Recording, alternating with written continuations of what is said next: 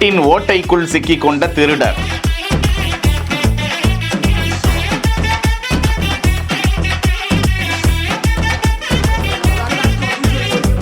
உள்ளேயும் போக முடியல, வெளியேவும் வர முடியல.